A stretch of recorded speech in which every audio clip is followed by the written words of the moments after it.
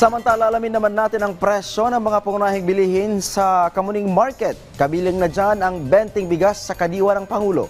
Si Vel Custodio sa Detalye Live. Vel.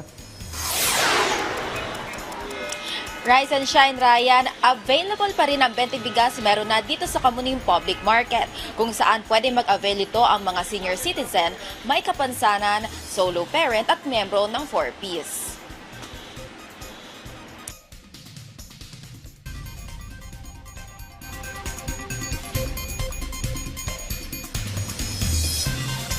Price na saktong-sakto pa rin sa budget.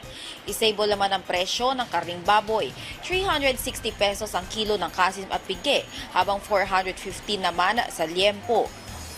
Ayon sa retailer, bukod dito ay bahagya namang tumaas ang presyo ng mga gulay. Mabibili ang talong ng 80 pesos kada kilo.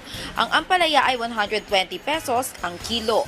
Ang sitaw ay 20 pesos ang tali. Ang carrots ay 260 pesos kada kilo. Ang bell pepper ay 400 pesos kada kilo. At ang siling labuyo ay 650 pesos kada kilo. Sabi ng mga retailer ng gulay, mababa ang supply ng carrots na inaangkat nila sa Baguio. Gayon din ng siling labuyo at bell pepper.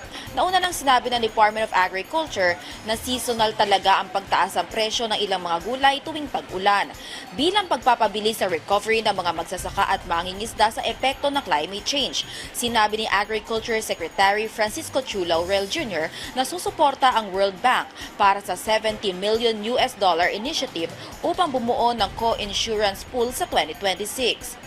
Sa pamamagitan nito, mas mabilis na makakabangon ang mga producer sa pinsalang dulot ng climate change. Ayon pa sa kalihim na mas matatag ang insurance framework ay magpapabilis sa pagpapababa ng panganib sa agricultural lending. Ryan, bukod sa carrots, bell pepper at siling labuyo, nananatili namang stable ang presyo ng mga gulay na pangsahog sa ulam. Balik sa iyo, Ryan. Maraming salamat, Vel Custodio.